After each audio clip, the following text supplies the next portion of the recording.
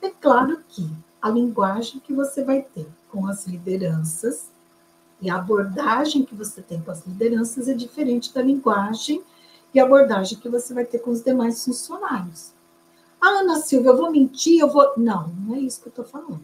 Eu estou falando de linguagem. É igual quando você vai conversar com uma criança de 5 anos ou se você vai conversar com um adolescente de 15 anos, tá? Eu estou falando assim, de linguagem, de maturidade, de enfoque, de dimensão, né? Os líderes têm uma visão mais estratégica, mais tática, os demais funcionários geralmente vão ter uma visão mais operacional.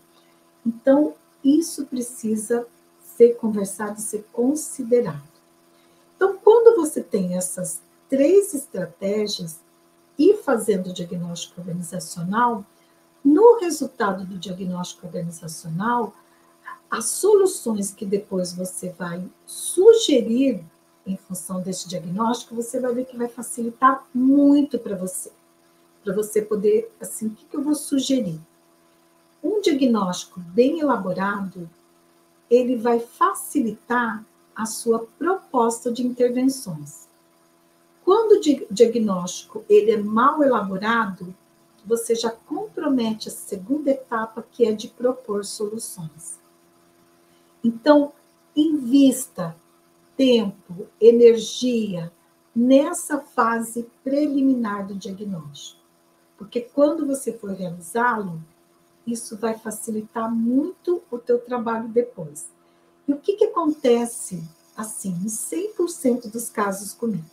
Quando eu fecho o diagnóstico e proponho, né, as soluções, as intervenções, que é um segundo momento, é um outro projeto, tá? Eu sempre deixo a empresa à vontade, já digo isso quando contrato um diagnóstico, que ela vai fazer comigo ou não. Eu vou apresentar quais são as soluções, igual se um médico faz um diagnóstico e fala para você, olha, você precisa fazer uma cirurgia no estômago. Se você vai fazer a cirurgia com ele ou não, é uma outra história, mas ele fez o diagnóstico. Você pode até fazer outros diagnósticos, né, para poder confirmar ou não aquele diagnóstico inicial. Mas você tem essa possibilidade. Da mesma forma, eu entendo que é ético eu colocar para a empresa que, olha, estão aqui as propostas de intervenções, mas a decisão é de vocês. Se vocês querem fazer comigo, ou contratar um outro profissional, uma outra profissional. Eu não deixo o cliente refém de mim. Não deixo. Nem deixo também alunas, coaches, toda pessoa que se aproxima de mim, que vem estabelecer uma relação de prestação de serviço individual ou em grupo ou numa organização, eu mantenho uma relação onde eu quero emancipar esse outro lado. Eu quero que eles cresçam, que eles sejam independentes e caminhem com as próprias pernas. E eu considero isso ético, e isso é um valor para mim também. Eu não quero ter relação desse tipo com ninguém. Então, é importante que quando você faça as propostas, as soluções, isso eu estou dando uma sugestão para você, porque funciona comigo. 100% dos casos, mesmo falando isso, as empresas me contratam.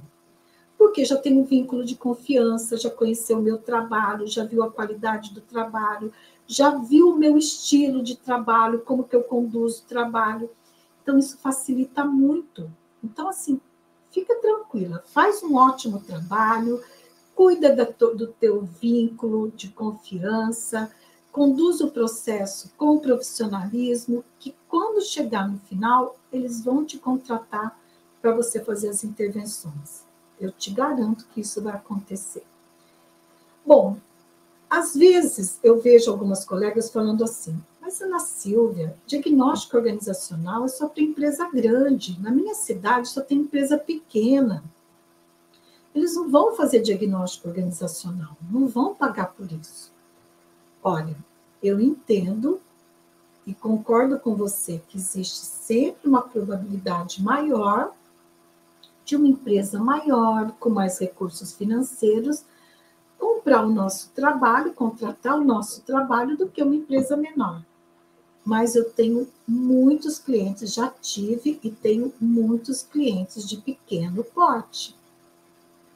E não subestime esses clientes, porque esses clientes, eles precisam muito mais do que os grandes.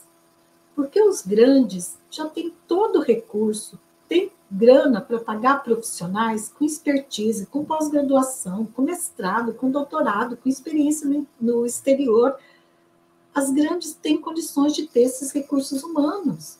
As pequenas, elas têm mais limitação. E é aí que elas precisam do nosso trabalho.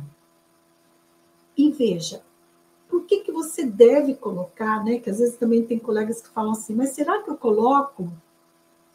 Uma aluna, uma vez elaborando o portfólio dela, né, na mentoria para elaboração do portfólio, ela falou assim, mas Ana, eu não vou colocar diagnóstico, porque eu não estou me sentindo segura para fazer tal. Eu falei, não, você vai colocar sim, você vai colocar aí que você faz diagnóstico organizacional, porque você tem condições. Eu falei, se eu percebesse que você não tem condições, eu não ia fazer isso com você, não ia te expor.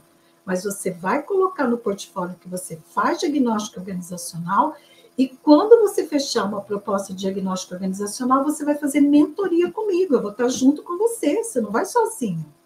O que não pode é perder a oportunidade. Então, tenho medo, tenho receio, tudo bem, né? Eu também, tem trabalhos que às vezes aparecem para mim que eu falo, meu Deus, por onde que eu vou começar? E olha, eu sou macaca velha, né? Já faz 35 anos que eu estou na área organizacional, mas sim, né? Agora, o que eu faço? Eu vou me imobilizar com esse medo, com esse receio? Não, vou buscar recursos. Tá, então eu vou estudar como que eu posso fazer, de que forma que eu vou fazer, o que eu vou considerar. Eu estudo para eu poder ver como que eu vou resolver essa situação. Então, da mesma forma, não deixe esse receio, esse medo do diagnóstico te impedir de incluir no teu portfólio o diagnóstico.